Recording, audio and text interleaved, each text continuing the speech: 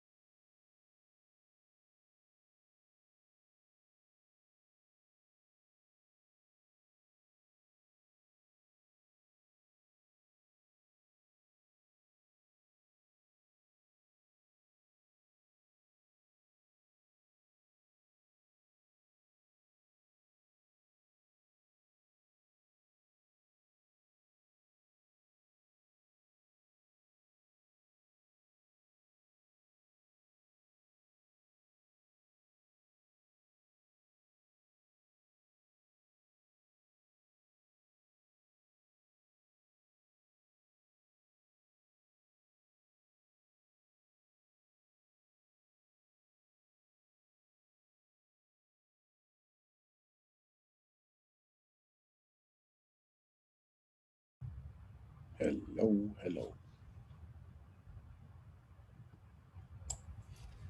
Hello, Sven. Hey, very good timing. I know. Yeah. What's going up? Well, we are slowly adding people, so it's piling up. Good.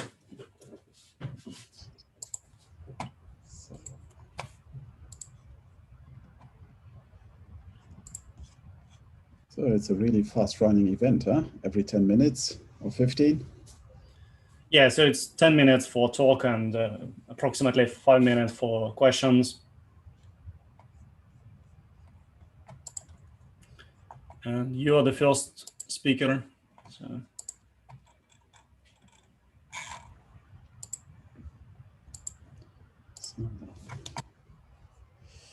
Let's see. I mean, we are scheduled to have 107 people have signed up, but we'll see. We'll start at, what do you reckon, Anton? Start about 7, just a few minutes after past, just to give people more time. Yep.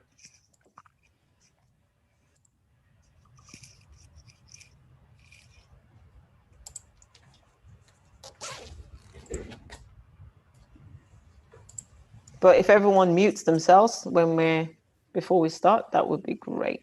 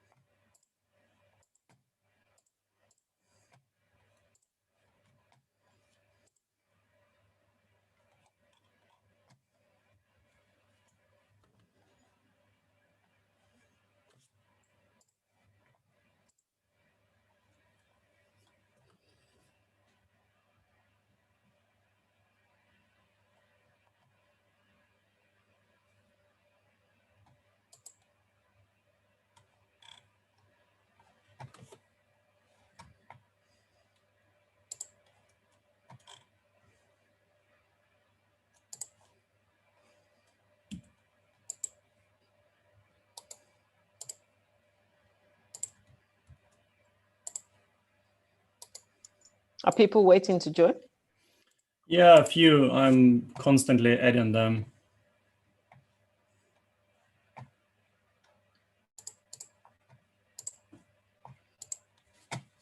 The quality of stream, which comes from Zoom, is very low. So YouTube keep telling me that quality is so bad, do something about it. Well, what I can do? I did say it would be bad quality. I know.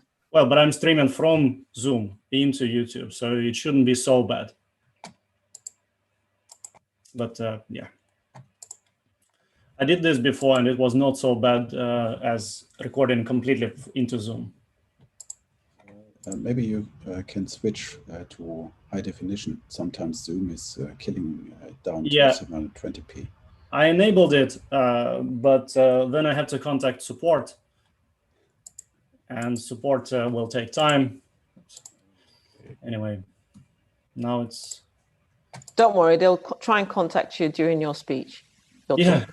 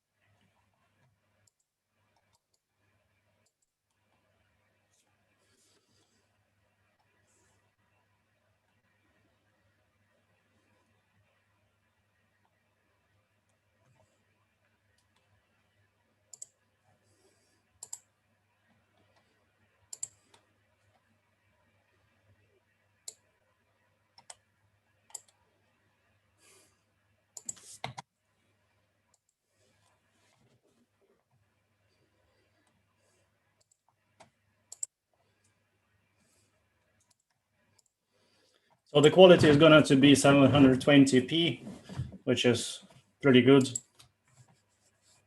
So that's... People are still joining, which is good.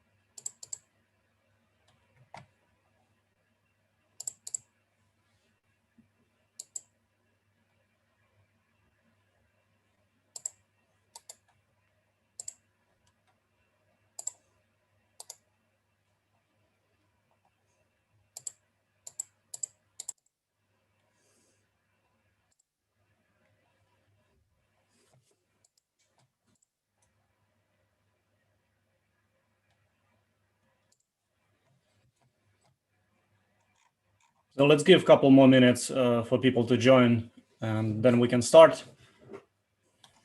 Okay, sounds good.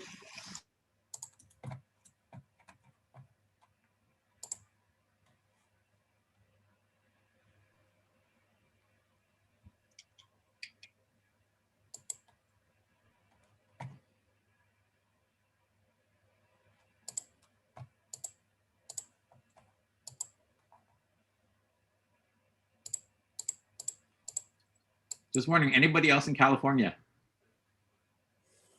No, that's cool.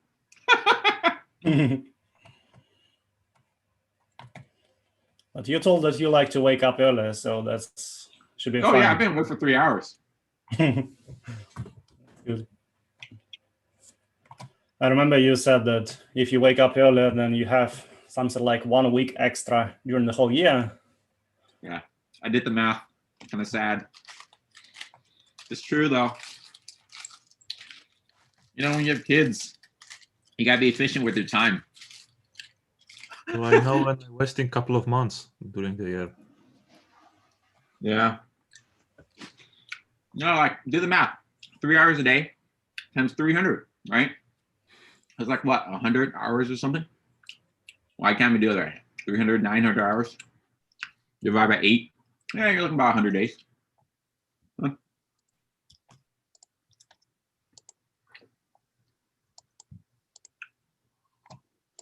So I think it's time to start for us.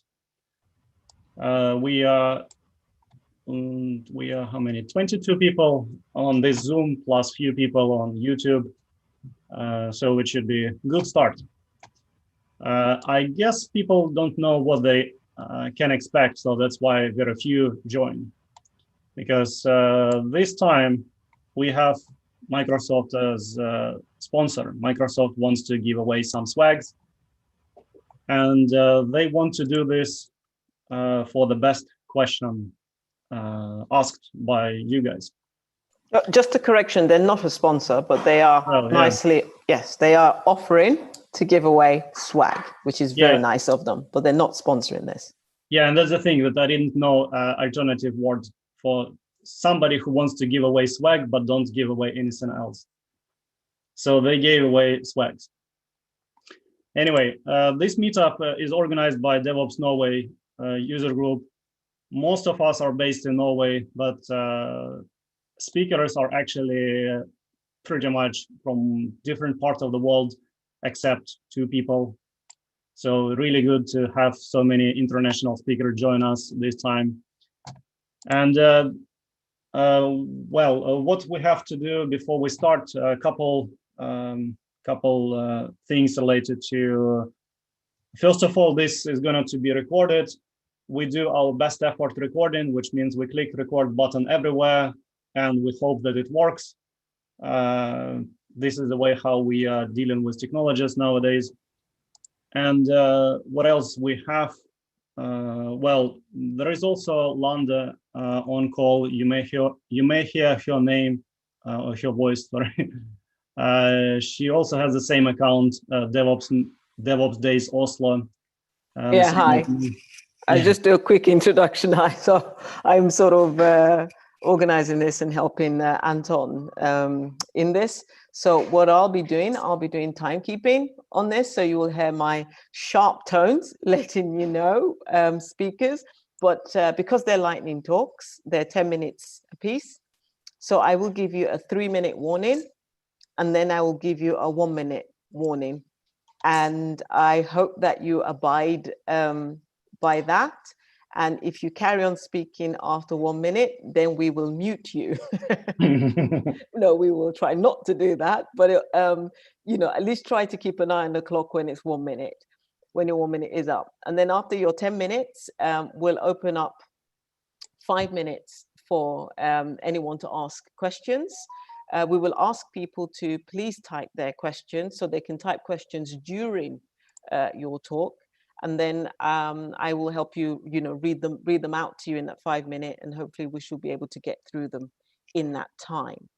So for people listening during the talk, please type your questions in the chat during the session, and then we can address them in the 5 minutes. And then we move on to the next one. So it's a little bit rapid fire, but good fun. Yeah, it should be fun. So we already have agenda for today. It's going to be 7 talks. So as you can count, it's going to be at least 1.5 hours of different talks. So yeah, we try to do our best.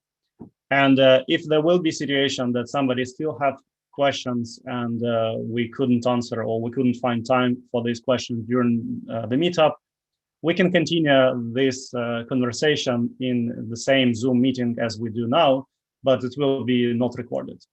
So it will be after party.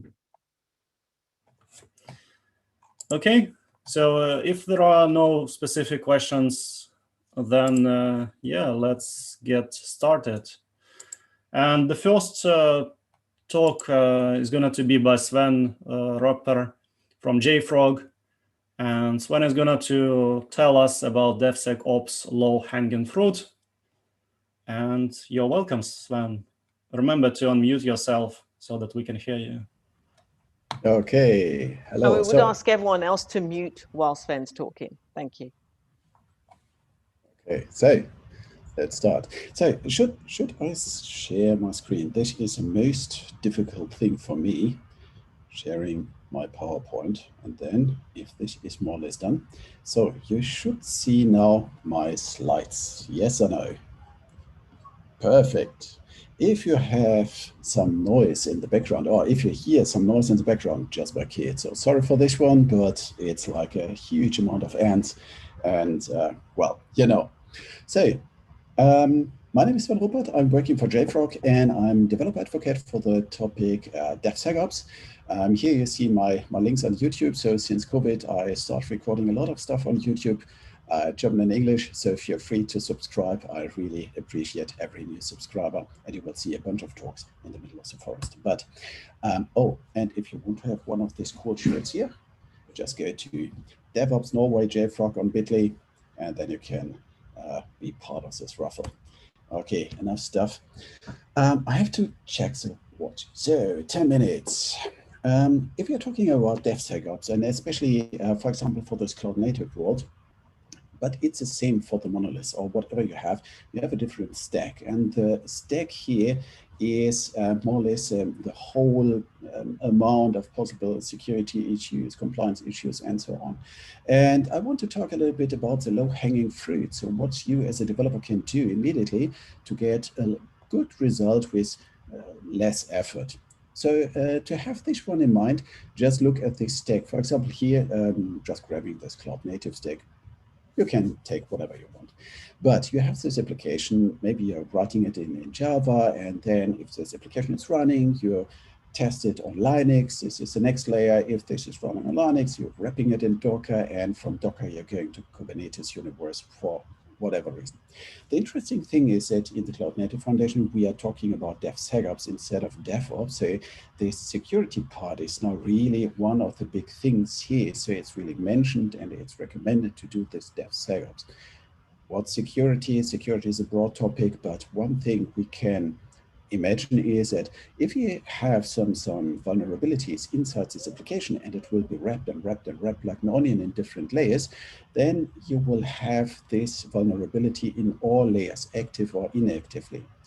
We are using this term shift left. The only thing I can remember how this is done is if I'm rotating this picture and say, okay, left is where I start working. So it's working directly during the first line of code. So this is something we should have in mind. And if we think about this one, what could we do? If we're talking about these applications and layers and all these tech layers, what you can see is, for example, this application is written in Java and managed. The dependencies are managed in Maven. So what you're doing is you're adding some dependencies and then everything is grabbed off the internet or from the local network, from somewhere, but you're talking about dependencies. The same stuff with Linux. If you're looking at this Linux stack, the most stuff you're doing, you're not writing a kernel drive. The most stuff you're doing is you have a composition of existing parts. And we're talking here, for example, about Debian repositories. Maven repositories, they have the structure. Debian repositories have a slightly different structure, a slightly different ecosystem, community, it's different organized. And the same is with Docker. If you're now wrapping everything in Docker, the first line, what we are writing is from, and then there's something coming. And again, we are talking about dependencies. And the same then in Kubernetes, if you want to orchestrate all this stuff, then we are talking, for example, about Helm charts. So we are talking about compositions. We are talking about a big amount of dependencies. And this is more or less the biggest part of everything. A lot of people are just ignoring the part that, for example, if you have true DevSecOps or the security is not only the dependencies and the application, It means that you want to have some kind of immutability so that every state can be reproduced, because if something happened, you want to recreate the state, you want to analyze it, you want to have this postmortem analysis. And for this, tooling is the same stuff. So for example, what does it mean if you have some main dependencies, but you don't have the corresponding compiler for your platform? So I think that the tooling itself, the compilers, whatever you're using in your architecture, it would make sense that this one would be stored somewhere, and this is some kind of generic repository. Everything together will give you a whole impact graph about this stuff. So a lot of dependencies, and you need one logical point to store all this one, some kind of tool or some tool that is able to understand all these different repositories. With Artifactory and JFrog, from JFrog, we have this one. And if you have this logical point where you can store all dependencies, you have one logical point where you can start analyzing. In our world, it's X-ray, and well, I want to see what we can do. Mostly we are talking from time to market, so in this economic world, but in the end, time to market is the same for us. Why? The same with make or buy. We always have to make this decision, not only with a product, but with dependencies. It's always a decision doing something by myself or just using a dependency. So we are using the same words or same way, but why time to market is important. For this, I want to have a little bit the overview. What is the amount of dependencies compared to what you're doing by yourself? So here, this make or buy is make would be you're writing something by yourself. Buy is you're adding a dependency, for example. And in the application, you have a lot of make and some buy because you're adding some dependencies and you're writing something.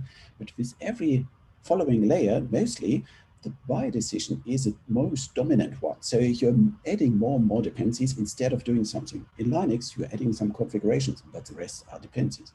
So the buy is the dominant part here, even with the tooling. So just having this in mind, we have two challenges with the part of DevSecOps. For example, compliance. If you have this huge stack and you want to make sure that everything is right so that you're not using the wrong license at the right place, it's just will cost you a lot of money if could happen. And the same stuff is with vulnerabilities.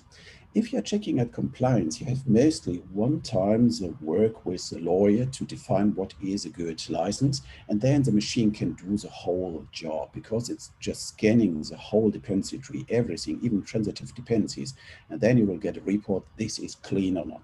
With vulnerabilities, this is more or less a recurrent effort because the machine is scanning, but the human is deciding if this is a very critical vulnerability, how to deal with this vulnerability, and so on. With compliance, it's easy. If it's not allowed, you have to remove it. You need a semantic equal thing. But with vulnerabilities, the possibilities are more, but everything is just going over the time and it's a daily job. Every day you have to check. So compliance is just individual parts. So you have just one dots, but with vulnerabilities, it's a freaky thing because with these different dots, you can have different attack vectors because a combination of all vulnerabilities is the bad thing. What's the worst part? From something is found up to information is public, you can't do anything.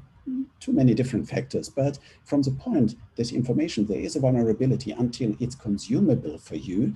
There you have slightly thing, you can buy this information, you can be very accurate in collecting all this stuff, but the most time is wasted from this information is consumable up, you have it fixed in production, and this is why you should focus on. So it means vulnerability and compliance issues is just good dependency management, or this is a low-hanging fruit. If you have this under control, this is a cool thing to go because you are killing 99% of your whole tech stack, the vulnerabilities and all this stuff. So a good test coverage, for example, is your safety belt. So if you have good test coverage, you're working on your quality.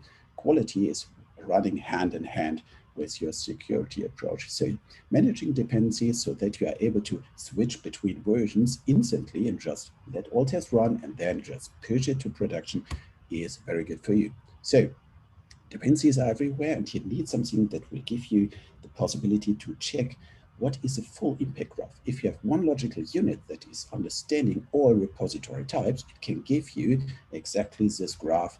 This vulnerability in this jar file is in this Docker layer in this Helm chart used. This is the way to go to understand fully what's going on. So I think I'm running through the time. I have a little bit left, so I can go and start summarizing. First of all, if you want to hear more from me, there's a mailing list, but again, YouTube is a way to go if you want to reach me. What I want to say here now is if you're going to the dependency management and you have a good quality approach, then it's going hand in hand with security. Security is not a dedicated step, but what you have is that it's something that is part of the whole production line. It's the same like quality, it's the same with performance and all this stuff. So DevSecOps, the security part was just the next logical step. And the easiest way to get a good benefit from this is just working hard on your dependencies with compliance and vulnerability scanning. If you want to check it out, go on jfrog.com. We have a free tier, so you can use it unlimited in time with vulnerability scanning for your open source project. Give it a try. It will take just, let's say, 5 minutes to activate, no credit card information, nothing. Just try it. If you want to see how it's going, go to my YouTube channel. I have some how-tos, how to activate, what you will see and what you can do. I think I'm right in time and perfect, Sven. That was bang on. That was 10 minutes. Excellent. Questions, please. Yes, so we have 5 minutes for questions. The preference is so we don't all shout over each other. If you could type your questions into the chat and then I can read them out for Sven. Or Sven can read them himself. I have to admit that this was a really fast running thing. Damn, 10 minutes. This is a challenge. So what do we have here? Do we have any questions? Well, one thing that mostly is asked from the people, how to start. Checking dependencies means don't use the CI environment to do it because it's just too late, you're burning money. It's perfect if you have something in your IDE. So if you want to try it, go to the free tier, grab your free X-ray instance. With this, you can scan NPM, Maven, whatever. And then we have this IDE plugins.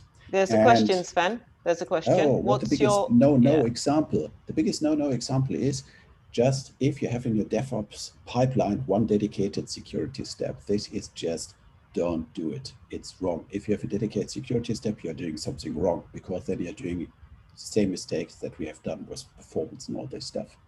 So integrated from the first line of code in your IDE, you're adding a dependency, you will see immediately what's going on, and then you can decide, okay, I have to switch dependency or whatever. So it must be easy to consume. It must be as soon as possible available for every developer in daily life. And a no-no example where don't make a huge process out of it. Don't have this dedicated security guy. Don't have just a CI running this task.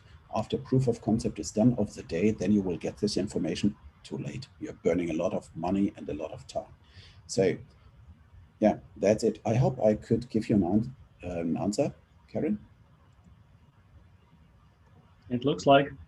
Yeah. And if there are no other questions, yeah, looks like Karen is happy.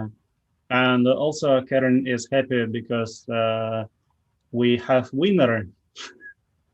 One question, one winner, right?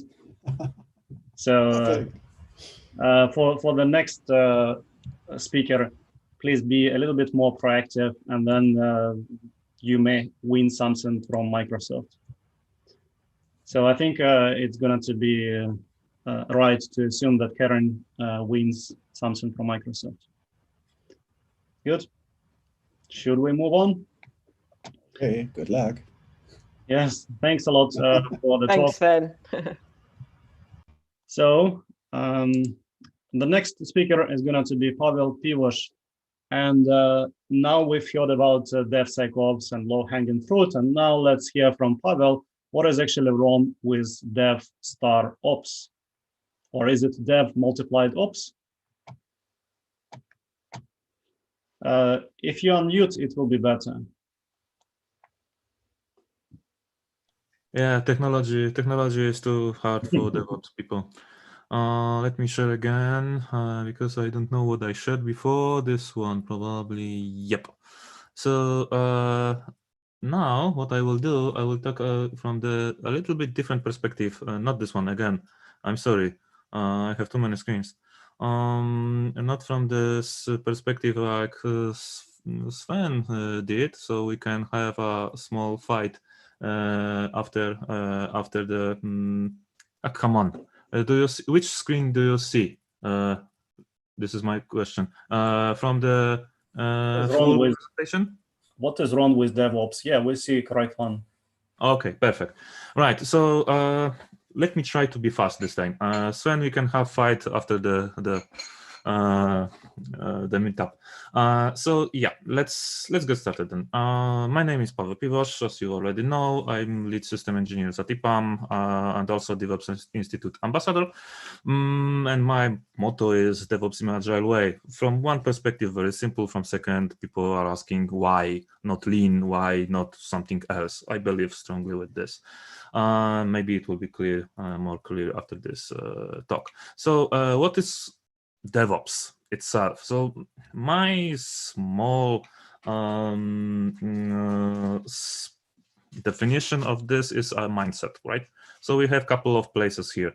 It's culture, it's improvement, collaboration, and learning process. So this is my definition of DevOps, but you can disagree with me. So I will be now more official. So DevOps we can discuss in the scope of CORMS model. CORMS means culture, automation, lean, measure, and share, right? So this is the one of the frameworks for DevOps. So what we are doing very often, we are taking this our beautiful loop, right? We love this loop, and trying to put DevOps here. So it's kind of simple. Dev is here, ops is here, right? Cool, great, easy stuff. But then we have our DevOps, and we start to think about another elements like security. We heard about DevSecOps, right? Just before. But then we have something else. We start to think about testing. I heard this name, DevTestOps. I also heard DevQAOps.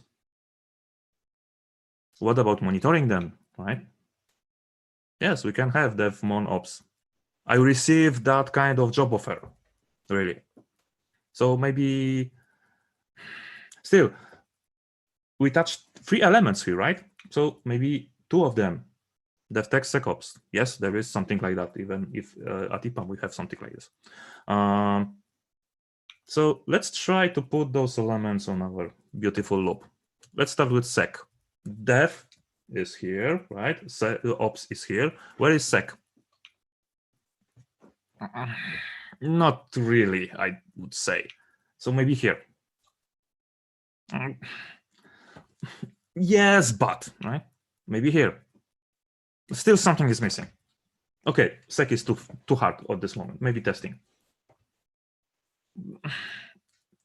Yes, but I'm not so sure. But we have test, right? So maybe test should be here. But what with other elements? Again, maybe here. Again, I'm not so sure, right? So where we can put then test SecOps? Monitoring. Maybe let's do it differently. Maybe let's try put it in a proper place. Here, DevSecOps, DevTestOps, DevMonOps. Really? Those names can provide to some kind of confusion. And I saw this confusion multiple times that even if we understand what is the security in the whole scope of DevOps, we are putting it in some specific place. Exactly what Sven said, somewhere in CI. And we are done, right? We are great, we are DevSecOps. That's not true. So maybe something like that. Maybe make this is impossible to say, right? So maybe make this a little bit easier then. Yeah. I heard this name, really, the full stack ops.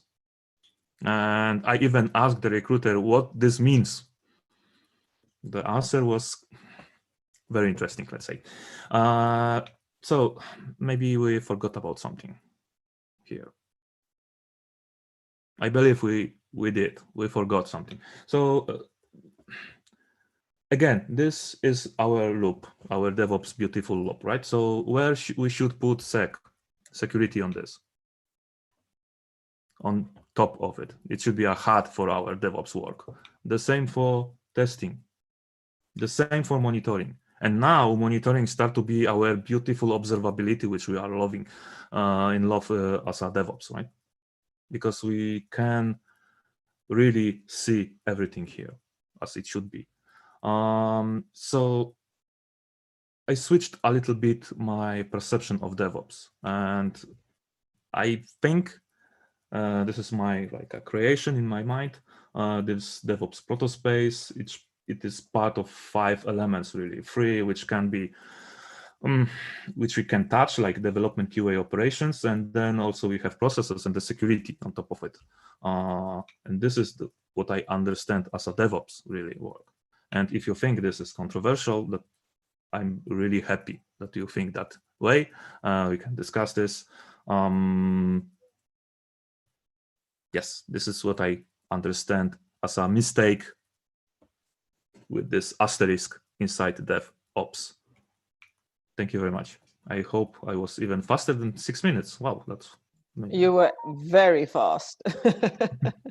Because I did it once, you know, for one Ignite talks, and I had to do it in 5 minutes. So it was Okay, excellent. So do we have any questions on the chat for Pawel? That's a good question. If there is any other options for asterisks, honestly speaking, I don't want to think about other things because there is enough of them. I didn't heard anything else, but believe me, it is hard to believe. But those examples I showed you, except this huge one, are real. This is what I found in some documents. This is what I found in job offers. So it not only from the recruiters, but from people who are working as I don't know, CTOs or things like that. So this misunderstanding is quite huge, I believe. So if we start to understand that, for example, security is on top of it, like Sven said, it should be start on the beginning from the code and on the end of the life cycle of the product. Then we can say that we understand what is behind DevSecOps and we can start using this, because right now for many people we have development, sec in CI, and ops done. I want to add something to your talk, which is it's pretty good to hear people talking about naming in 2020. I remember when I first heard full stack development, I was already thinking like, well, what exactly is included into this full stack? Is it front end, back end? What else is included?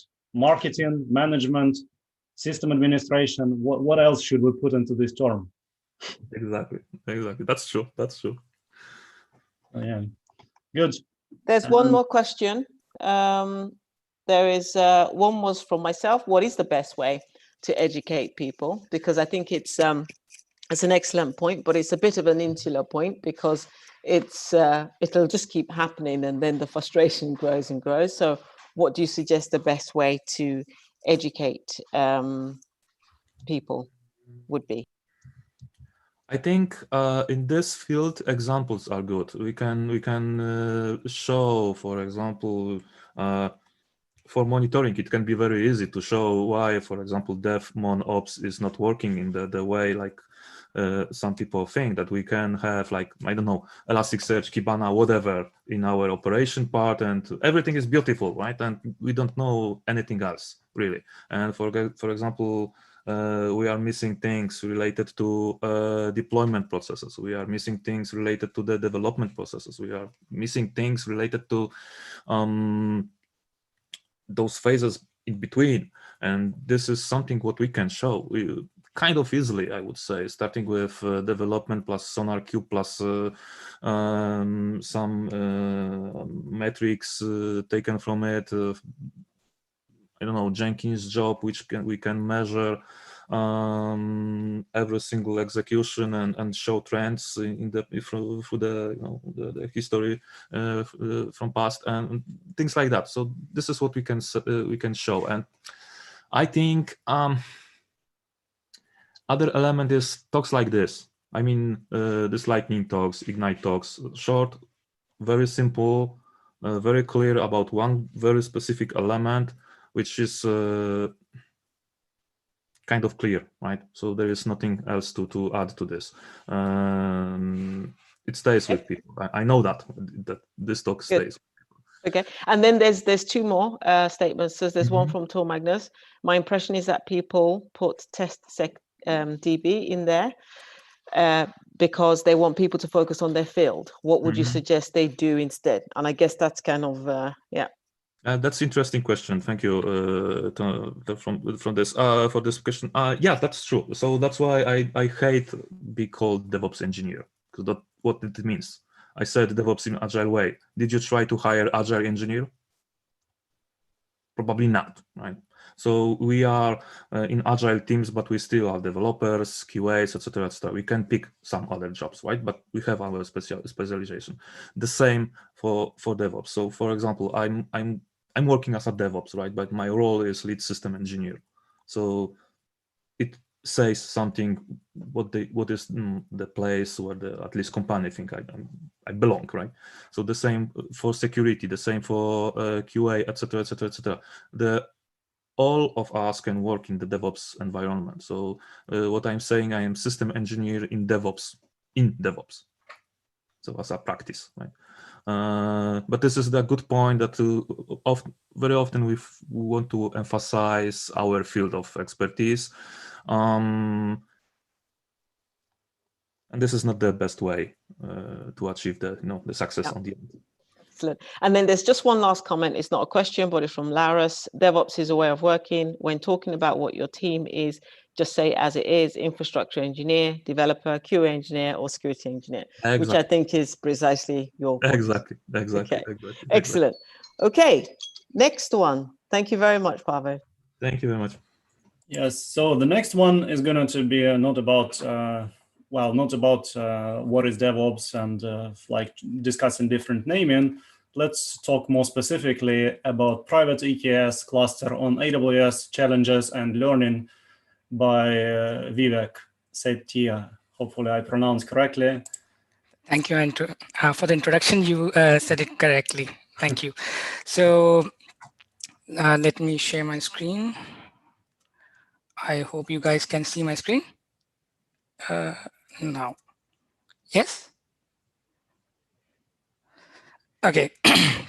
So after moving from DevSecOps and the different version of DevOps, or the DevOps way of working, let's move on to the topic for the third topic for the evening: private Kubernetes cluster on EKS. Just a second. Yeah. On AWS, which is the EKS service, what we have used. Before that, I will briefly introduce myself. I am Vivek, working as cloud/DevOps engineer at Beckett for close to 2 years, focused on AWS topics, and passionate for IAC, such as CloudFormation, Terraform, or even TerraGrunt. Like to work on CI/CD automation topics in the recent times. So based on my journey, I'm quite new to the DevOps, still a lot of learning I have to do, but I'm always amazed by what I can do in this cloud/DevOps topics. So the overview on EKS. This is a typical EKS architecture. I will just briefly introduce. I assume everybody would know about this topic, but I will introduce a little bit. So there are primarily two VPC. One is AWS managed, and the other is the VPC managed by us. And in the AWS managed, we have the master node, and for the VPC managed by us, we have the worker nodes. So we have the flexibility to customize or work on the worker nodes, but we don't have the control on the EKS control plane, which is the master node for this Kubernetes architecture. And hence, different flavors of this architecture comes in depending on different endpoints what we create for the EKS control plane. And just briefly, what the worker node registration means in the AWS context or in general is instance starts and the kubelet process starts as a part of the boot process. Then it tries to reach out to the cluster endpoint for this node registration.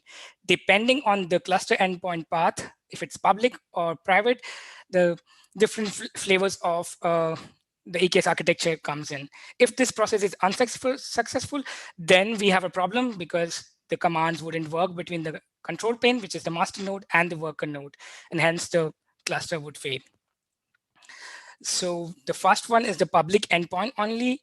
As we can see, we have only a public endpoint, and the API request in this case for various operations or various commands would go away from the VPC. It would remain in the AWS network, but it would not remain in the VPC. And whenever I'm speaking about VPC, it's about the VPC managed by us, the customer VPC or user VPC. And kubectl commands can reach via the public endpoint. In the public and private, we have a combination of both. In this case, still we have a public endpoint for the kubectl commands that we have to require for the management of the cluster. And then for the API requests from the worker nodes can go via the private endpoints. And the private endpoint flavor, in this one, this is a typical setup, not the one default provided by EKS. In this case, all the API requests should come within the VPC, as it having only the one endpoint, and there's no internet access. And the kubectl commands can come from within the VPC or via another computer or setup which is part of the connected network via VPN or direct connect. Now, what customer use case we used or I worked on, and what are requirements out of that? So we had this typical structure where we had worker nodes only on the private subnets. And as you can see, we had a client data center where we connected with the client data center using the VPN. And there's no NAT gateway or internet gateway attached to the subnets. And why we had this setup, because our customer use was having research data. And in this case, they were quite skeptical if they had developers who deploy application by mistake and open it to internet for data leakage. So that's why we needed this structure without internet. While creating this structure, we had to meet certain requirements required from AWS and some other settings. For example, we need to create this VPC endpoints in AWS for different services like auto-scaling, logs, load balancer, as these would be needed, for example, during the worker node registration process, as that services may require some AWS API calls, which needs the endpoints as the internet is missing. And VPC needs to be tagged with this particular tags. This is not necessarily needed after the Kubernetes version 1.15, sorry. And the subnets needs to be tagged appropriately. The second tag is essential if you need to create load balancer in such kind of private setting. And we have to pull container images to our local ECR, since we will not be able to reach the public repo such as Docker repo or other public repo. We need to pull these images in ECRs so that we can access for setting up of cluster autoscaler, Prometheus, Grafana, or various other tools that we want to add on. We have to create an endpoint private on the cluster, as I have shown on the EKS pane, so that worker node registration takes place successfully. And we need to, even after doing all of this, the worker node may not register being part of the cluster, because we need to create an AWS auth config map within the VPC. So these are the requirements, and then we need to add the security groups of the worker node to the endpoints with 443 access for the traffic to go from the endpoints. And if we need to create a service which requires load balancer, we need to add this notation, annotation in the manifest file. So what were the challenges? I mean, requirement itself mentions Vivek, you have challenges. 3 minutes. Okay. So we have the following challenges. EKS CTL was not supported until last month, although I prefer to work with Terraform. So I created such an environment using Terraform. But if somebody wants to create easily, EKS CTL is the option which is a wrapper over the CloudFormation to create such cluster. And ALB ingress controller was not supported until last month or so. And for that, we needed to create an NLB with engine ingress controller for exposing the services. And in this case, since ALB was not used, we have to do the SSL termination at the backend level, and we have to create and manage SSL certificates on our own. If it was ALB, we could have created a certificate using ACM, and it would be easier to manage and auto-renew such certificates. Maintaining local copy of container images, as I explained already, it's required. And upgrading components, which we have done, requires additional step of bringing such images to the local ECR repo. And the learnings out of this one was like creating new features always requires an additional step in terms of bringing the images when required. If we are using Helm charts also, if there is a URL pointing to a to a public repo, we have to change it to the ECR URI and bring this to the local container. So it's when you compare with the normal setup, you can run commands not thinking too much about it, but in this case, we have to bring that into the ECR and do some changes.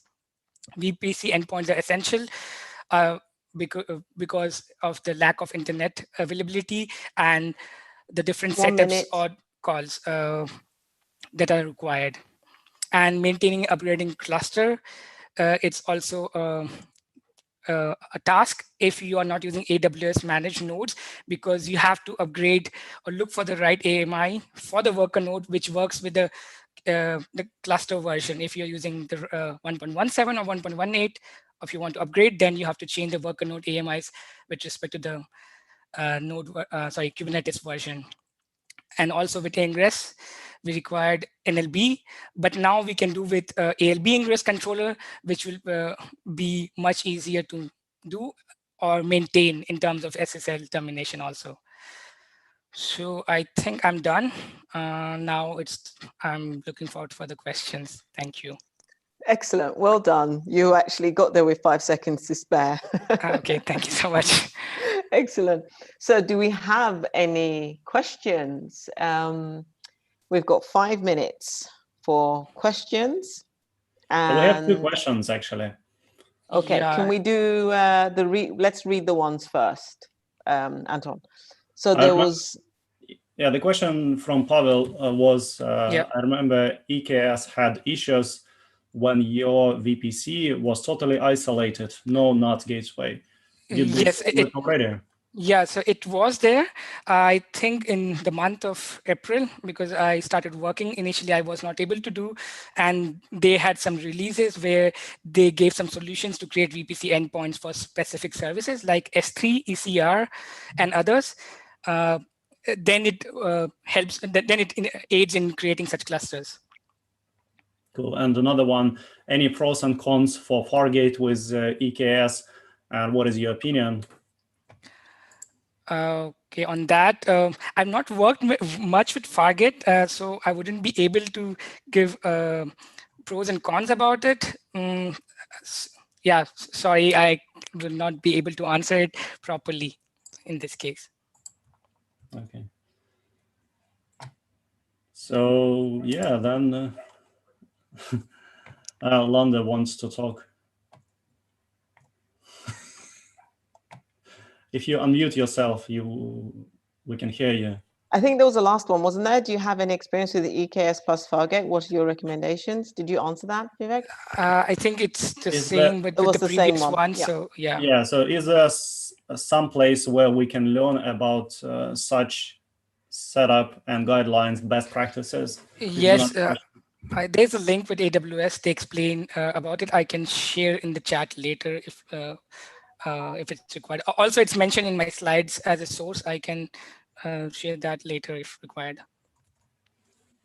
Cool. I think your talk was pretty interesting, and what I personally like is that now you explain that, hey, there are a lot of challenges with AWS, with EKS, and you can use different solutions to do that, and you use Terraform. And let me make a couple shameless plug. So the first one is that on Friday there will be live stream together with AWS, EKS, Terraform module developers, which we will have during midday. So this is going to be one event. And another one, it's not like event, but it's really a good continuation. So thanks a lot for your talk. Could you please find somebody who asked good question? So that we can give some prize to this person. So Pawel asked a few questions. Which question did you like most? That's the thing. You are asking me, or yes, you need to find somebody. So I think the question from Pawel regarding the NAT one is the good question, because that is the concern which the community has with the AWS EKS. So I think it's a good question. Great. So thanks a lot for having this resolution so fast and so easily without any push. So thanks for that. And yeah, let's move on to another talk. And another talk is really a continuation of your talk, because now you explain that, hey, there are so many challenges, you do this and that, and then you somehow spin up your EKS cluster.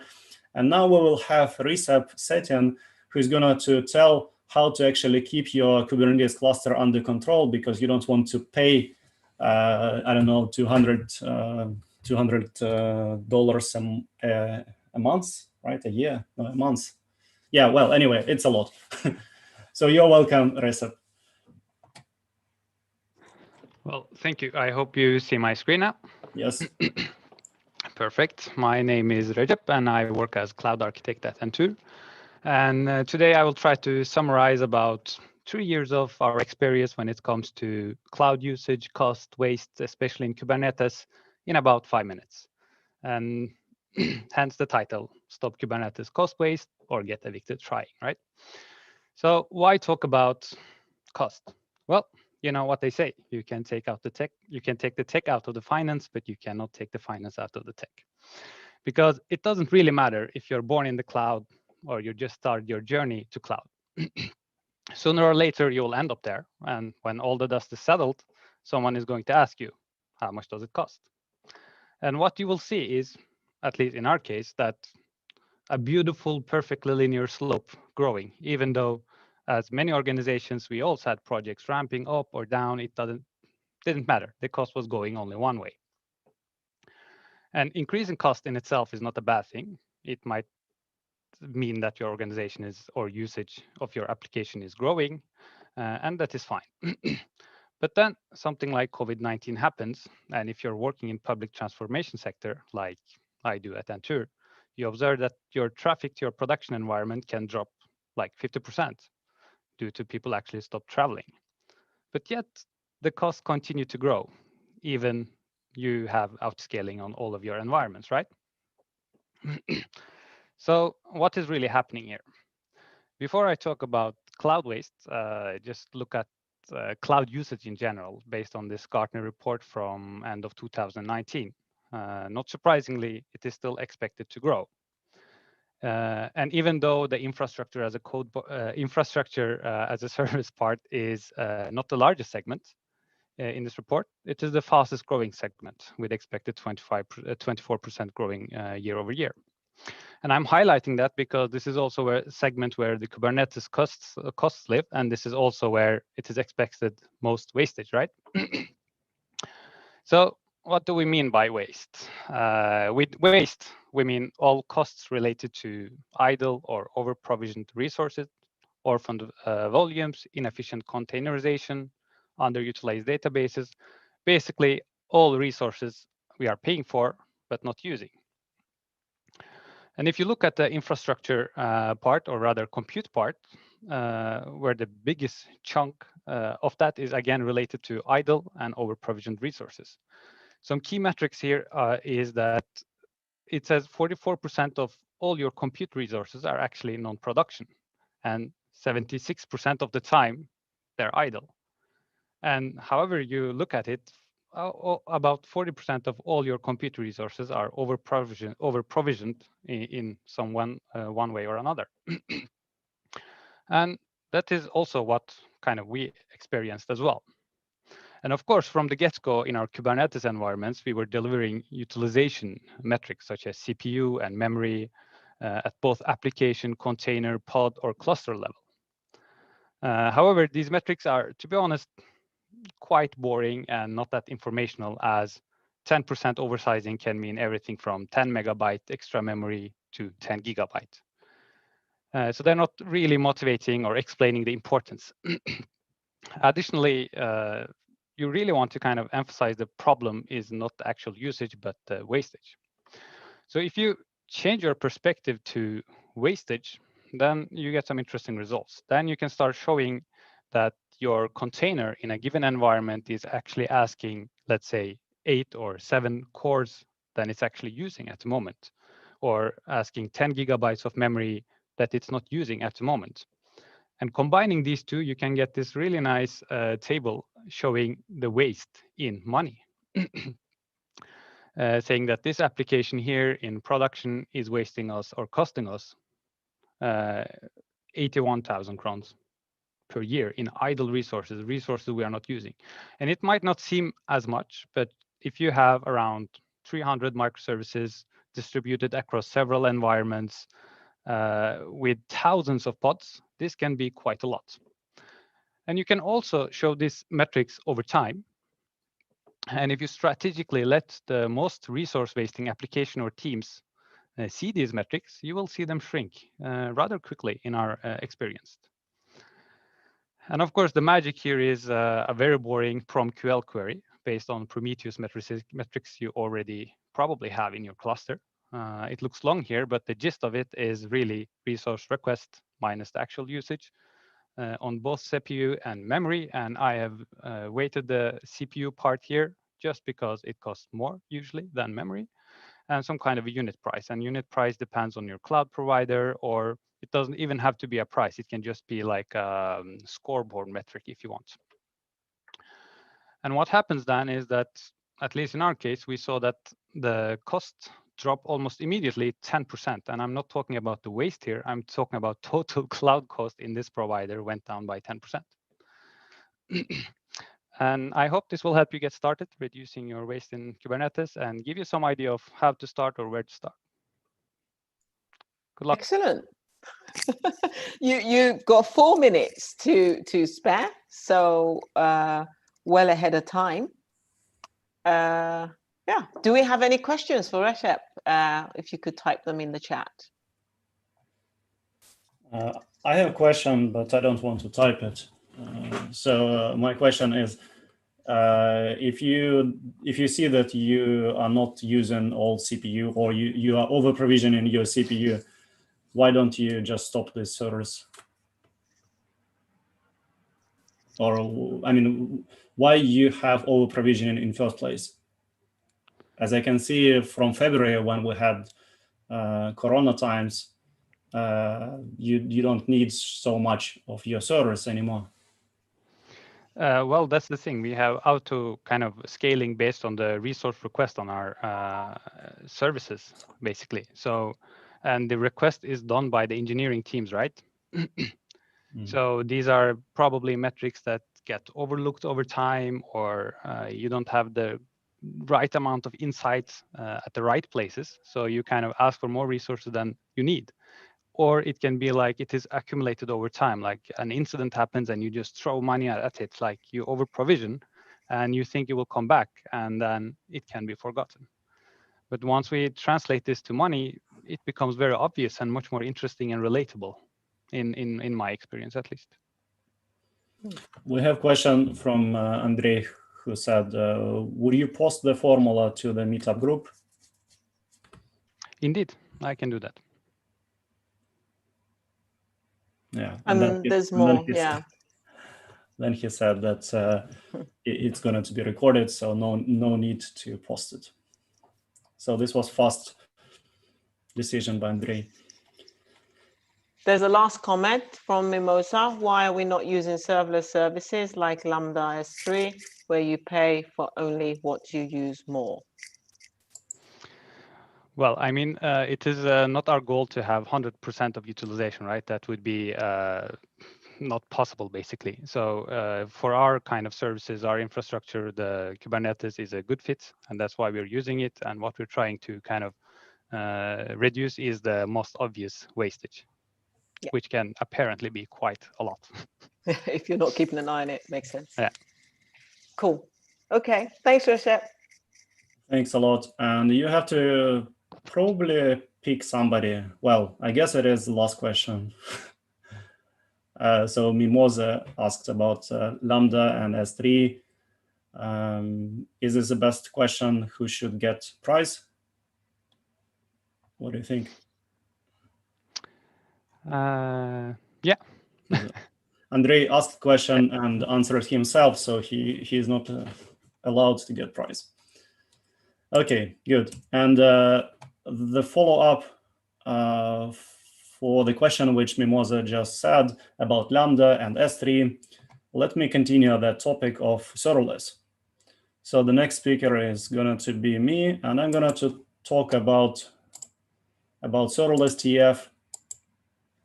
And yeah, let's start.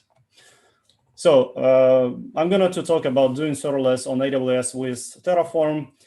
And well, my name is Anton Babenko. I'm organizer of several things related to DevOps Norway and some other user groups and meetups here and online. So this time I want to explain what are the options and what is actually the situation related to serverless and Terraform and what I do about it. So by default, when you start working with serverless on AWS, you usually have a set of options where you can choose from. So the first option is by AWS, which is called AWS Serverless Application Model, or SAM for short. And another option is that you can use a framework like Serverless Framework. In total, that's all options which are feasible. In total, these two options take approximately 90% of solutions. There are a lot of smaller options also, but they are not so default one. Usually you will find everything what you want in these two options. And then you need to find something for managing infrastructure, which is usually Terraform or CloudFormation.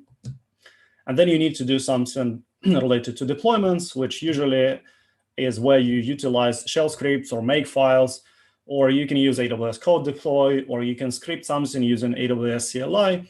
It's totally up to you and how you do this. And remember to periodically go through yak shaving and rabbit holes, because there are a lot of things, a lot of moving parts. It's absolutely far from ideal, even if you think that writing serverless is easier. No. The problems with existing solutions are actually related to the complexity. So accidental complexity of all solutions which are currently available is pretty big. And at the same time, you have a lot of overlapping solutions. For example, infrastructure management is possible to do using AWS CloudFormation and Terraform. And if you use one of these solutions, there is still a big chance that you will do some parts using another solution. Let's look into alternative solution. So if we have too many overlapping solutions, let's look into what exactly do we have. We have application code written in our favorite programming language, And then we have infrastructure code, which we do in Terraform. Don't ask me why Terraform, because this is not polite. So accidental complexity here is related to the fact that we need to focus much more on what we really want. But in fact, we want to focus on just our application code, and we should not be forced to go internally and to figure out how plugins work in different frameworks, in different systems, just to get our job done. So the best solution is to have no plugins at all. And overlap in infrastructure management is pretty straightforward, is that most people who have started using Terraform, they use Terraform and they understood how to use it. They find some solutions around it.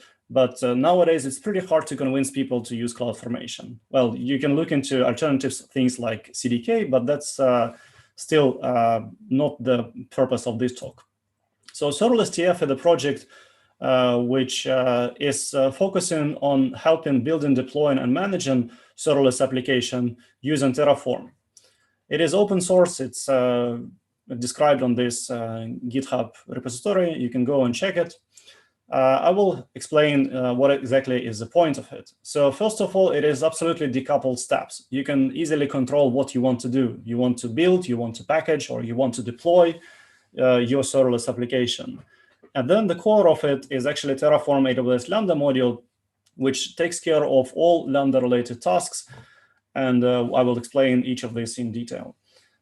So also you need to focus on writing code you want and figure out that Terraform is good in resolving dependencies, and it understands it pretty well what to do with these dependencies.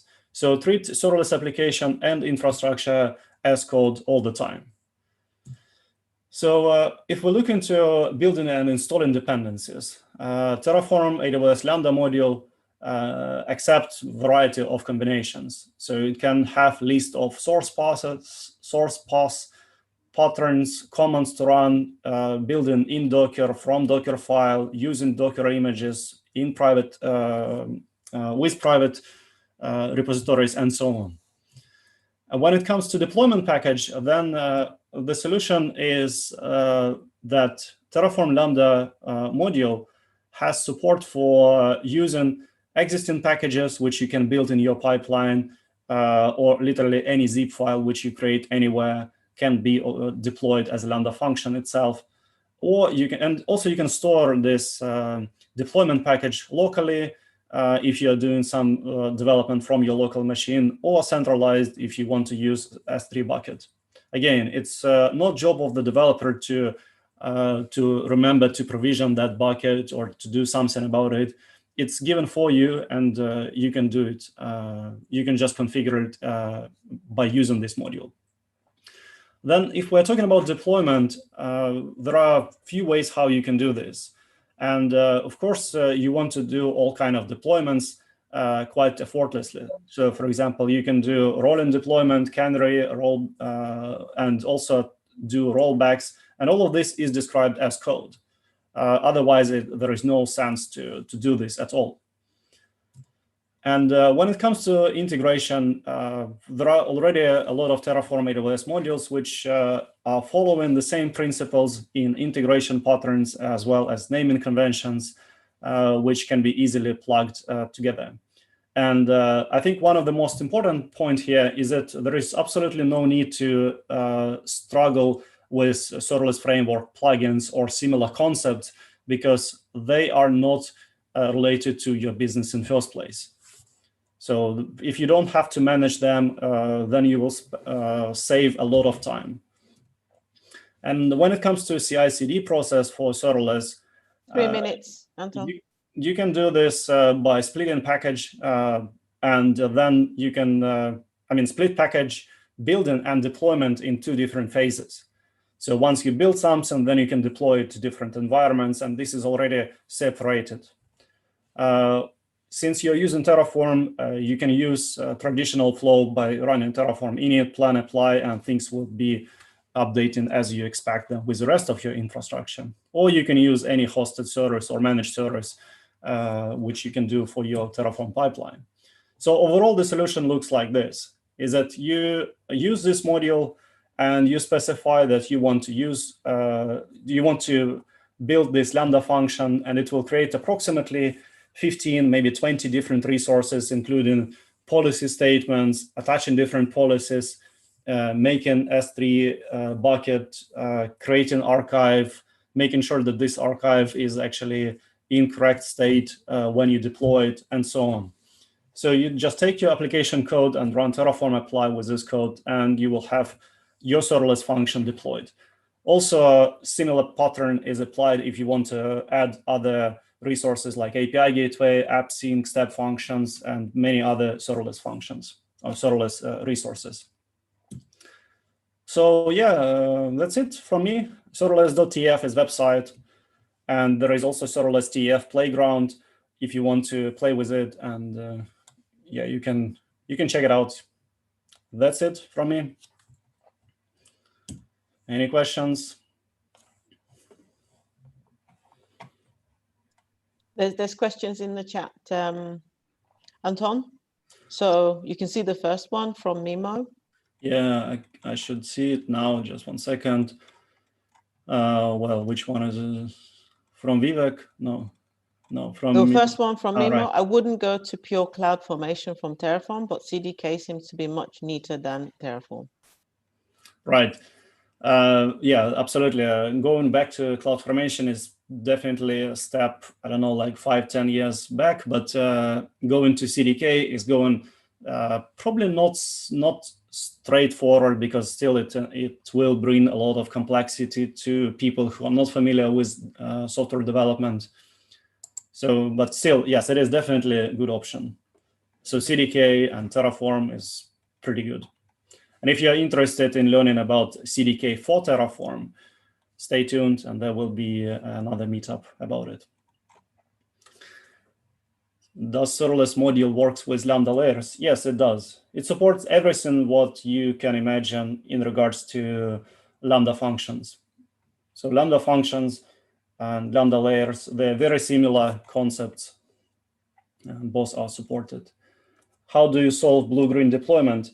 I use AWS Code Deploy, and AWS Code Deploy has script which version to use. So it has old version and new version, and then I specify which or how traffic should be going. If I specify strategy as blue-green, then it's doing blue-green. There is example in serverless TF playground module where I show how this is done, including blue-green deployment. Anton, just before you go on to the next one, there was a much earlier one from Mimo. Isn't it a lot easier to write your infrastructure in the same language that you write your Lambda code, though?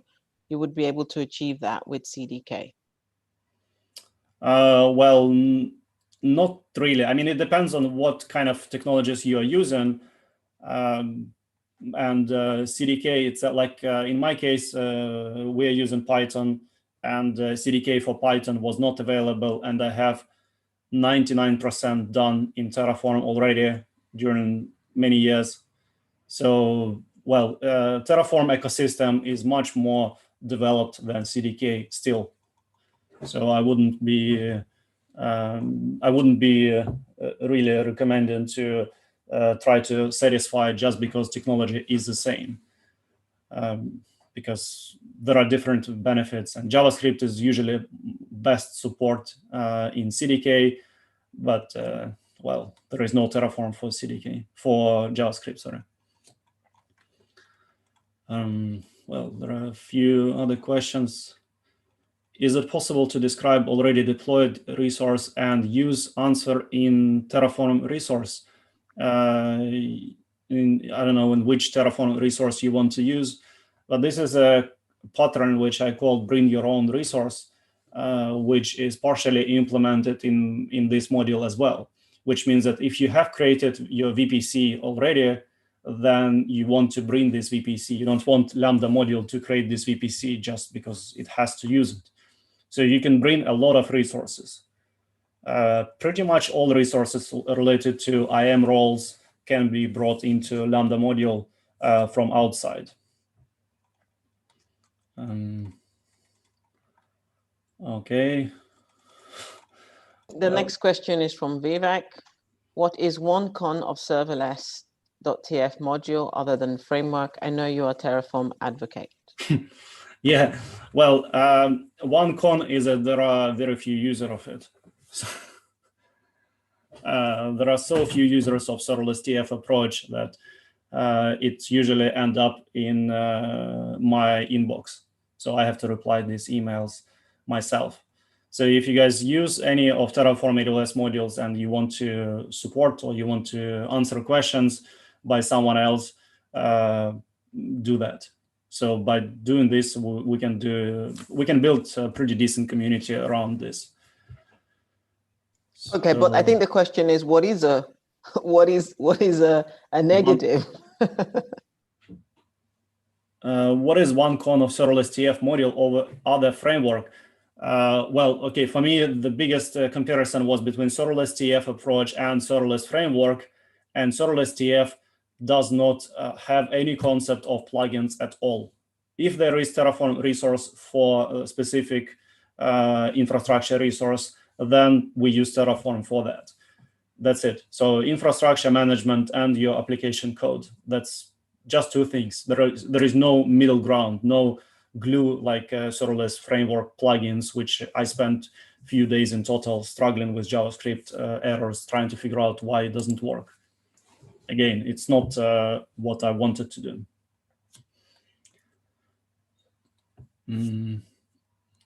Not if your Lambda is Node or Java. Well, even if Lambda function is in Node or Java, you still want to focus on something what is related to your function itself and not babysit your tools around, right? You don't want to fix countless bugs in these frameworks in different packages you are using, or not because you have to use, but because framework using them. And when I talk to customers who are using serverless framework, after a lot of struggle, they say like, yes, now we understand how we have to use serverless framework, and now they're happy. But the learning curve is very high, very steep. I think I took all time actually there. No, I think you're okay for time, but yes, we have come to the end of your slot, but it was good timing. Well, there are so many questions, I don't even know which one is good. I think Mimosa asked a few. I would vote for Mimo. Yeah, but also, as far as I understand, Mimosa already got prize from the last. So, so I need to find someone else also. Yeah, Vivek looks decent too. I think I will vote for Vivek. So no one's eager for this prize then, no? Okay. No, but I think it's fine. Okay, good. So thanks everyone for listening me, and now let's learn more about Terraform. Okay, so our next speaker is from sunny California, and he has already shared his screen. Let's learn more about Terraspace. You're welcome, Tung. Okay, I'm going to get started now. So I'm going to talk today about Terraspace, a framework I created, and I'll jump right in. This works. Okay, cool. So here is the documentation site for Terraspace, and I'll talk a little bit about why I created it, and then I'll kind of cover the second half of this with a quick demo. So typically, I'm going to start with a story. People kind of work on infrastructure as code, and usually they choose a tool like CloudFormation or Terraform. And it starts up with like a script. You start with like a script, you just like start with a single folder and a single module usually. And that's a good way to start, because what you're trying to do is just learn about, how to use a tool. So that's basically the hut in this picture. You have a simple script to spin up, let's say, EC2 instance, okay? And then eventually you're like, okay, I need to build more with my code than just an instance. I need to maybe build a VPC also. So then, that script you start using, customizing that script so you can build it. It's more powerful. You can build a house with it, right? Then eventually you have to graduate. You're like, I need not just a VPC and EC2 instance, but like a database too. So then eventually you kind of have to build like a skyscraper with your tool. So these pictures are describing what you think might be happening. And this is what you should be doing, right? If you need a big like skyscraper, you want to hire like maybe principals, you gotta get principal engineer and figure out how to planning everything, right? This is what probably was actually really happening. I know because I do this myself. So you're using that same script to build that hut. And then instead of a script that was designed to build like a house, you're actually just stacking a bunch of huts on top of each other. It's just glue. It's just a bunch of batch glue. And then you think you're building a skyscraper, but really it's just a bunch of huts on top of each other, just massive glue, just like getting things just to work, which is like, completely understandable because, you're learning on the go. Usually, you have deadlines. You have to do other things also with your engineering work. So yeah, you cut corners and that's what ends up happening. You end up essentially with a science project. And you're just like, oh man, like, does it have to be this painful, right? So you kind of go out there and you search for some tools. I did search for some tools. I was a little bit surprised with the space. So I ended up kind of evolving kind of a tool specifically for the use cases I was building. And that's exactly what Terraspace is. It's a framework and provides some tooling and provides an organized structure because a lot of people who do Terraform, they spend like a whole week kind of figuring out what their project structure should look like to account for like enough of their use cases. And then it provides some kind of conventions and configurations. So like there's like some defaults built in that just kind of work right out of the gates.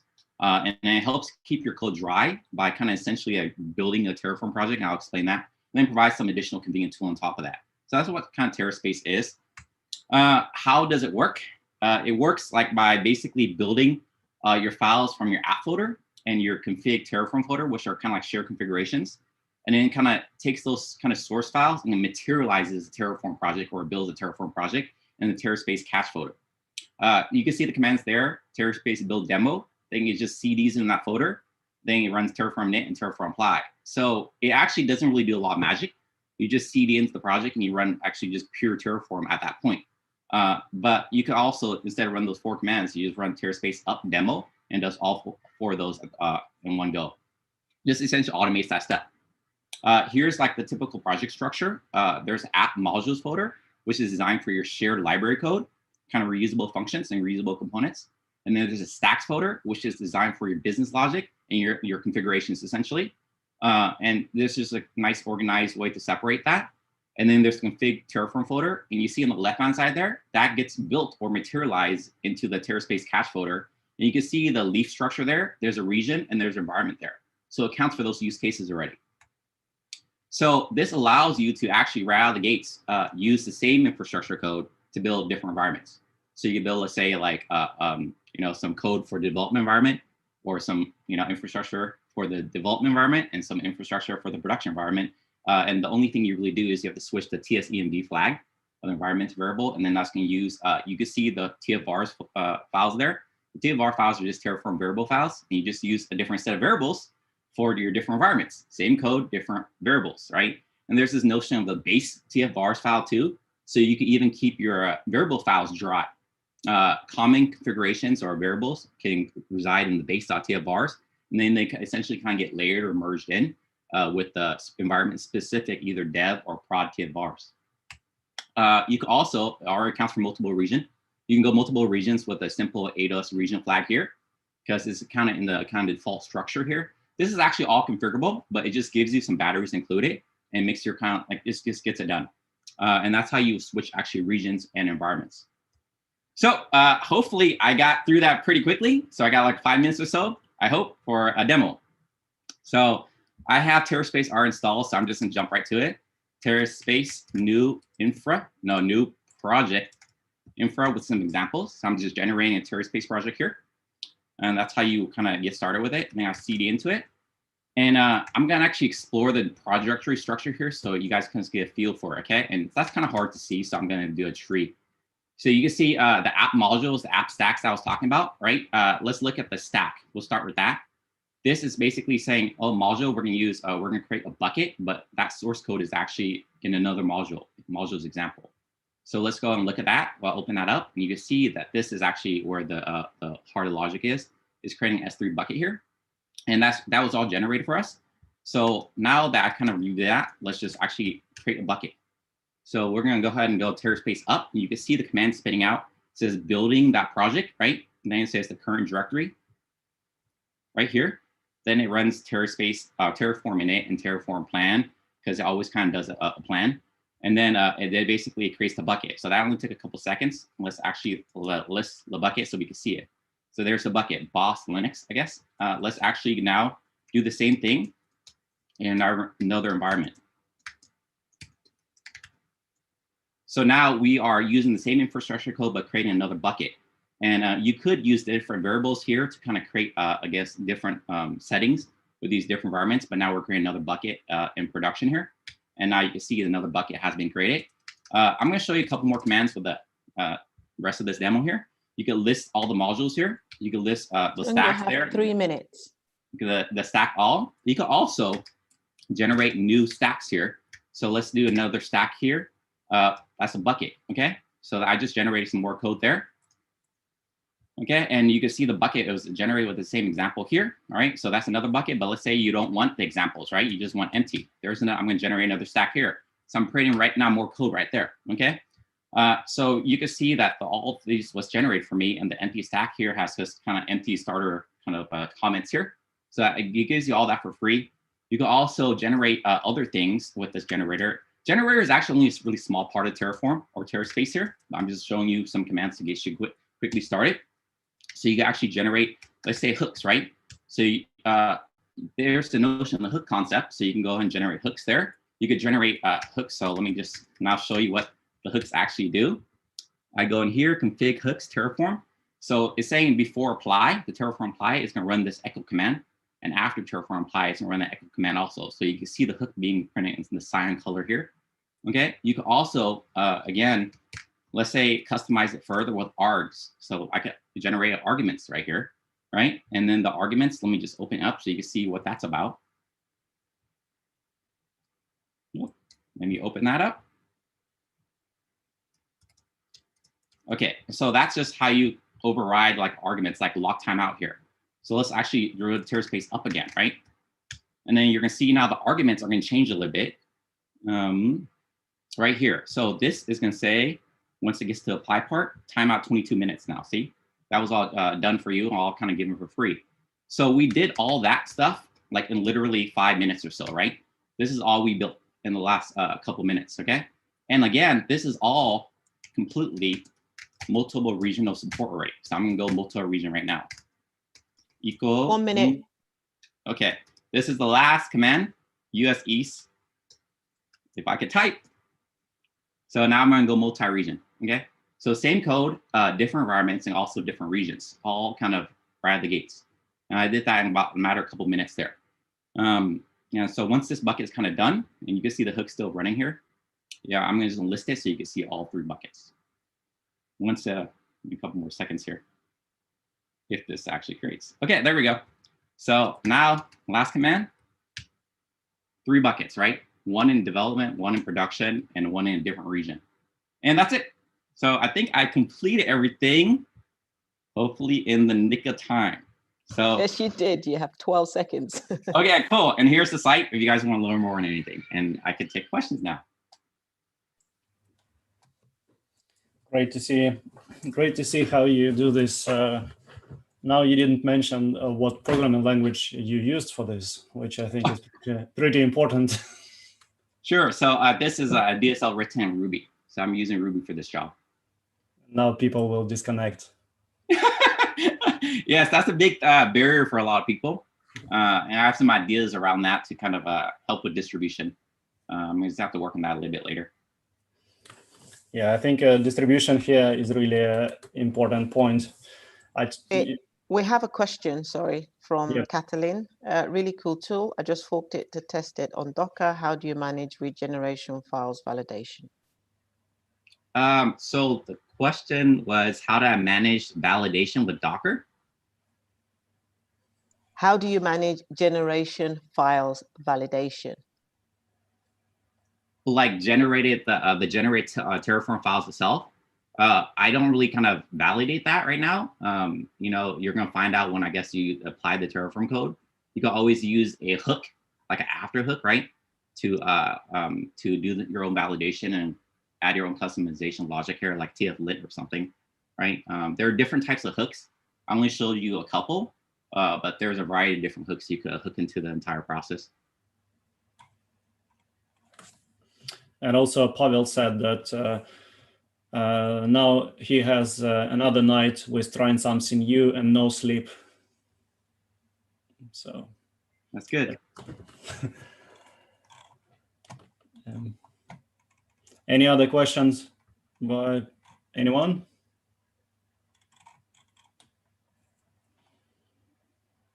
Looks like no, because people already trying this out. Thank you very much. Thanks a lot. And here is a link to similar article.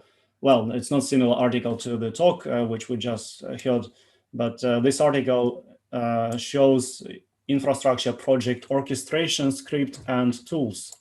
And there are a few tools which I have not tried myself, but I looked into all of them now, and Terraspace is mentioned there as well.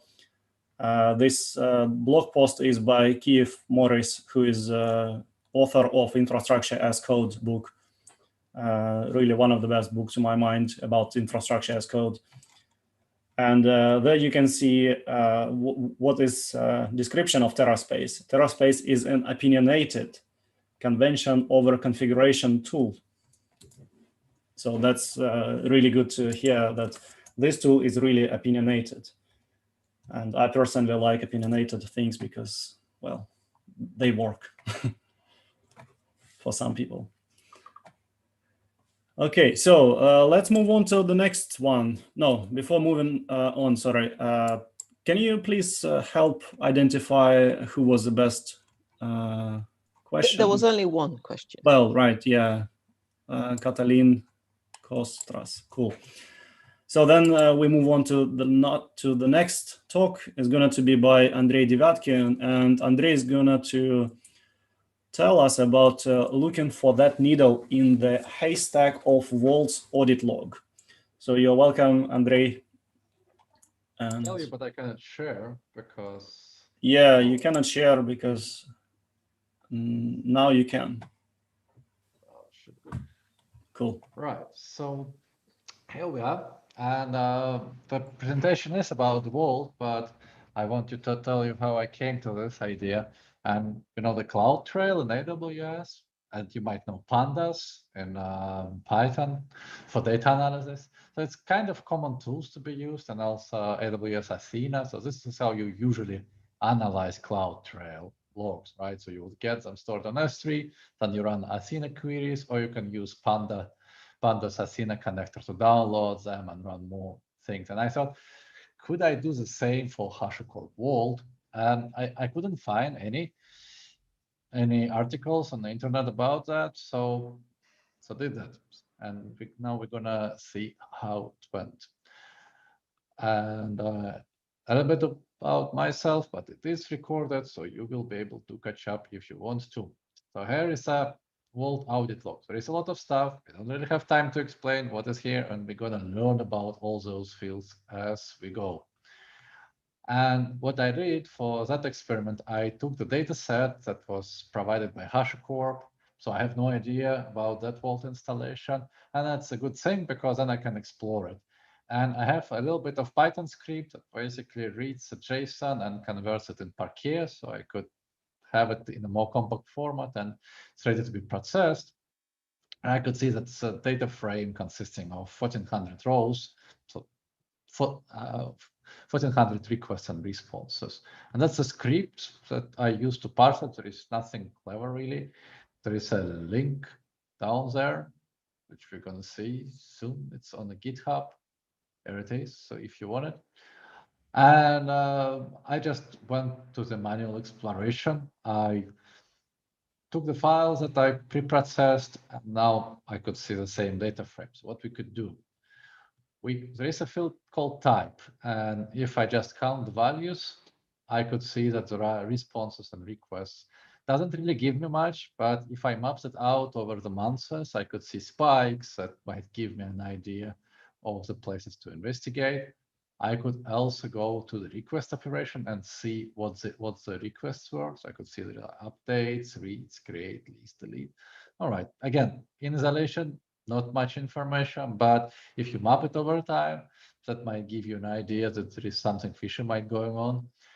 I could also go ahead and see our display name, and I flattened JSON. So that's why this is how in Pandas I can access the nested structures.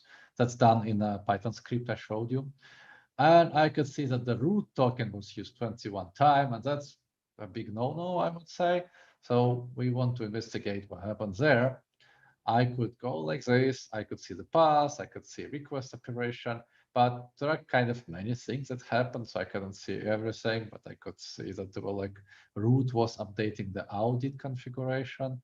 All right, so how about we just go ahead and get everything filtered by the root and by the time. Now I could actually get a picture of what the root was doing in Vault and probably even trace back and I could dig into those particular requests and see what happens there. So by getting a quite good picture in just a couple of seconds.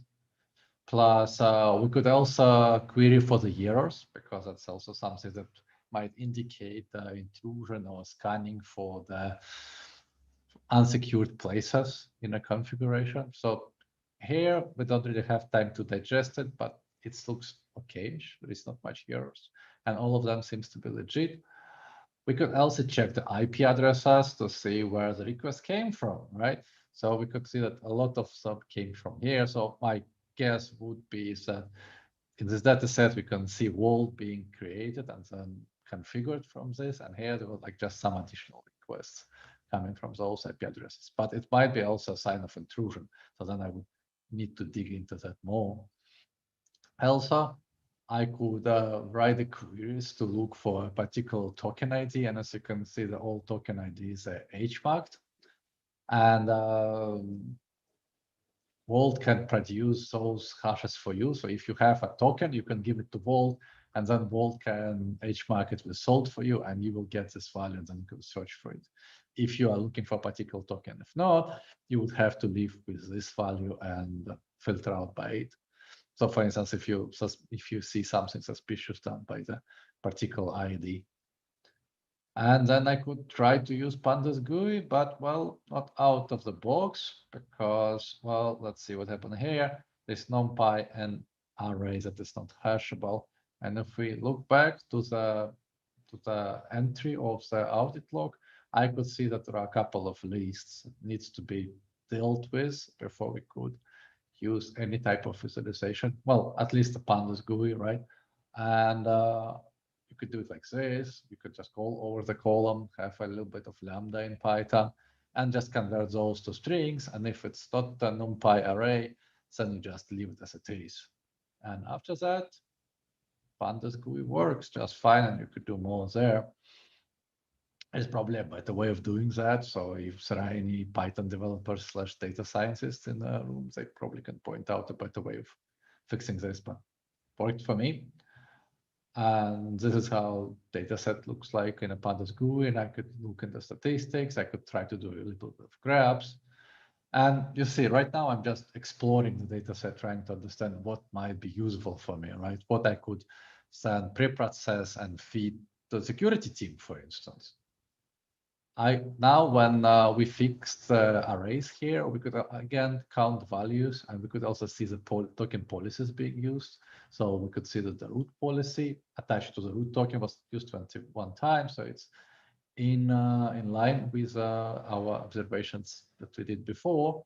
And we could see other policies being used. And from here, I could see that the default policy being attached everywhere, which I would not recommend. So probably stop doing that at all, because there might be some blanket rules allowing in default, and that might lead to exposure of stuff that you don't really want to be exposed. And the next step for this project is basically build up comparison between month to month, maybe do a little bit of dashboarding, pre-process the data. Right now, it's just exploration of the data set, but when you have an idea what type of information you're after, you could ETL that, store the pre-processed results somewhere else, and then build dashboards out of it to visualize and also look for anomaly detection. And, 3 minutes. yeah, I probably will be doing more of these talks. I just did it on PyCon last week, PyCon Sweden. So stay tuned for updates. The next one will be longer and have more details. We said it's 8.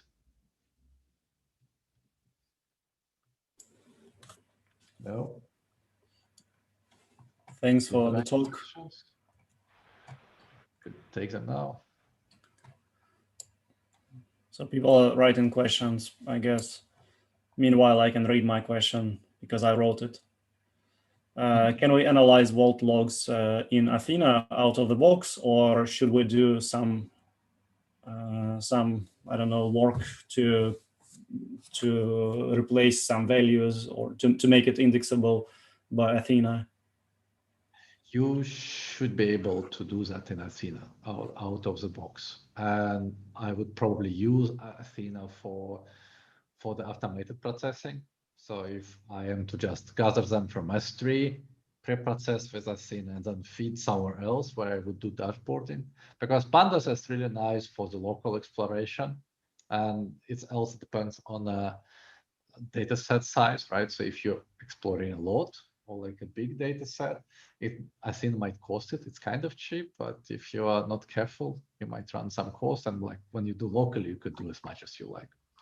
So answering your question, yes, it's totally possible to do with Athena, but with Athena, you have to do SQL-like queries, and Pandas are a little bit more flexible in that way, since it's just Python. You can write Python expressions there. Yeah, good, thanks. Any other questions from anyone?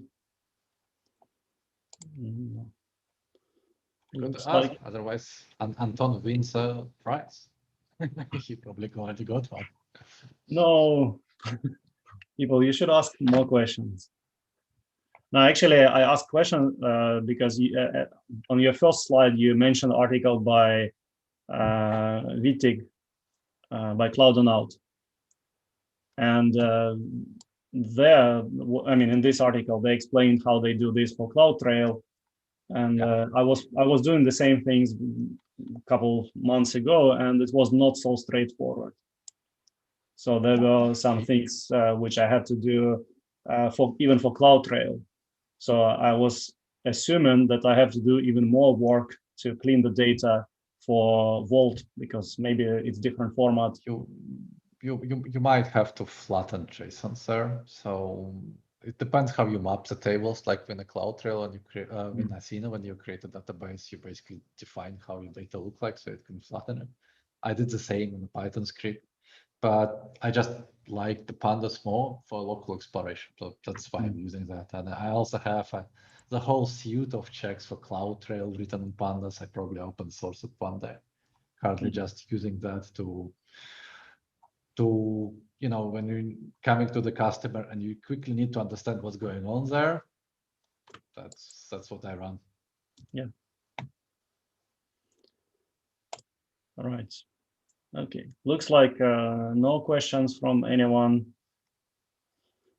So I think this is the end of our meetup, but if we want to continue talking, and I remember there were quite a few interesting questions which maybe we didn't answer, or maybe we didn't answer well enough related to previous talks which we have heard.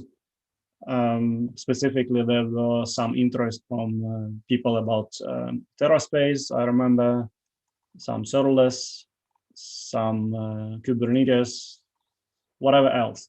So if you want to continue, we can still talk here on this link. And yeah, the official part now is ended. Thanks everyone for Thank you. Just a word. Thank you so much to the speakers for taking the time and adhering to the time. It was really good. Excellent effort. Thanks a lot. Yeah, and I have sent a link to everyone who won. So please fill in the form and you will get your prize delivered at your home address. So thanks everyone. I click stop recording and now we can do crazy things talking about crazy. Bye. Bye-bye. Bye, thanks.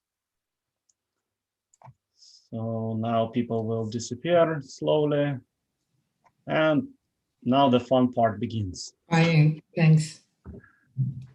Thanks, Vivek. Okay. So there were some interesting things happening related to Terraspace, and I think the demo which you presented was pretty interesting to like for people who don't know anything about Terraspace.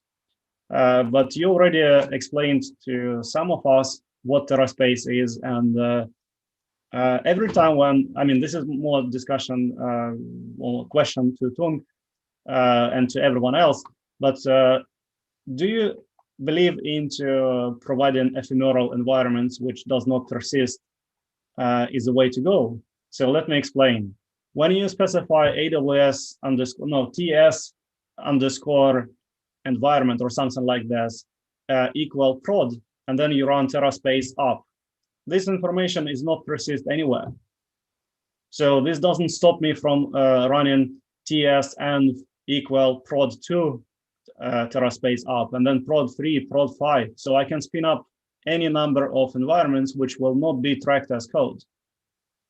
Right? Yeah, I think that's, I guess this is my opinion. I think that's fine because I think the flexibility is worth it. But I think if you have kind of concerns around like, oh, willy-nilly, we just created any number of environments you want, then you should really kind of doing this in a CI/CD pipeline, right? You should move this over into a more controlled environment than off a developer's laptop. It just depends what you're trying to do though, right? If you're doing experimental stuff and early on, then I think it's actually fine is to actually keep it all on your machine. And that's how I actually usually do stuff because that's my focus. That's what I do every single day, day in and out. I will also add that you could do stuff like TSEMV prod, right? And AWS region. And that's not really persisting, right? But I didn't really show you some other features in Terraspace that shows you to map and tightly bound like an environment to a region and so forth. It's all configurable, controllable, because at the end of the day, you have dynamic control via programming language, right? So the hooks will actually, there's like some documentation on this, like I guess like I sent you the documentation to show you how like prod will always bind to this AWS account, or prod will always bind to this Google project and so forth to the line. So you're not accidentally, let's say, deploying production to the wrong AWS account or deploying the wrong, development to the wrong production account and so forth. There's ways to bind it and then keep the commands nice and short and tidy. Well, but how can you compare, let's say, two environments? What's your opinion on that? Let's say I have dev, staging, and prod, and I want to know what is actually the difference between these three environments. Oh, yeah. I'm not sure how you would actually compare that because the state files are different, right? Well, I want to see this in the code. Oh, you want to see in the code? Yes. Oh, yeah. So that would be, so the code that should be the same are the libraries and kind of generally even the stacks, right? But the code that's going to be different are essentially the variable files. So you just could do like a diff in your CLI, right? Diff dev.tfrs versus prod.tfrs. And that's kind of what's different there. And then I guess if you actually want to see what's kind of different in terms of like the state file, you could do the stuff like show state file, right? Then you could download the two different state files and compare, I guess. There's no automated command to kind of do comparison in that, which might be interesting. But I would just compare the source of truth, which is the code. So I would compare the different variable files because that's what in theory should be only different, right? We should use the same infrastructure code to create different permutations environment. So you should want diff only dev versus prod variable files. That's kind of what you should, that's how I would probably do it. Yeah, this is in theory, but as we know, stage and prod, they're usually rather similar. but dev can be extremely different. Yeah, if you're able to keep it in TFR files, right, then that's in theory the only thing you have to compare. But of course, you're right. Like in real life, you always have a developer go, "Hey, this worked on my development machine, but didn't work in production," right? That's real life, right? So yeah, I can, I'm sympathetic to that completely, and I think maybe it just gives me an idea in my head. Maybe they're, right now, probably the best way to do is literally download the state files and compare the state files, right? And that's how you could do it. And maybe there's a way to kind of automate that. That's what ideas kind of spin in my head right now. Haven't kind of done that yet, but that's a good point. Good question. Don't have all the answers. Well, you should. I've been working on this for a decently short period of time, so